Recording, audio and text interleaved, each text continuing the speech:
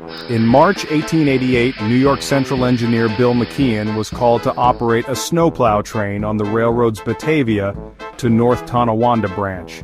The line had already seen 2 wrecks that winter, and McKeon hesitated to accept the assignment. A long-held railroad superstition warned that accidents come in threes. McKeon confided in his fireman, Fred Hunt, admitting he had a deep, unsettling feeling that the 3rd wreck was imminent, and that it would claim his life.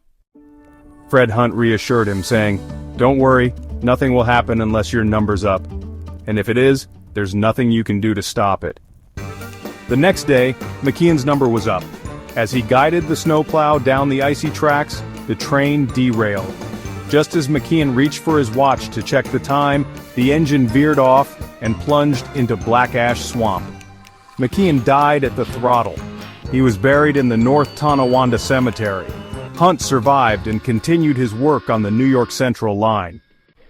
A year after the accident, strange reports began to surface from the black ash swamp area.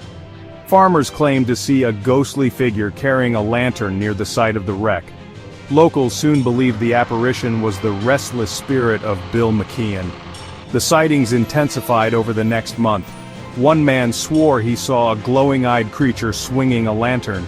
A train crew refused to move forward, fearing they might strike the ghostly figure walking the rails. Another engineer did run through the apparition only to hear a blood-curdling scream as it vanished. Many simply reported seeing a mysterious flickering light deep in the swamp. What made the tale more chilling was the pattern. The ghost appeared every year on the anniversary of McKeon's death, lingering for a month before fading until the next year. Stories soon grew stranger. Some claimed the ghost summoned shooting stars and a blood-red moon. One farmer even insisted that the lantern-wielding specter with glowing moon-like eyes had entered his barn. Eventually, Fred Hunt had a revelation. Fred Hunt, he's looking for his watch. When locals investigated, they discovered that someone had indeed taken the watch from the wreck site. It was recovered and returned. One cold March night during the ghost's usual month of visits, Hunt and several other railroaders placed the watch in the snow near the site of the derailment. They stood by, waiting. Witnesses described what happened next. The phantom reappeared, lantern in hand, walking the tracks. When it reached the watch, it paused, bent as if to pick it up.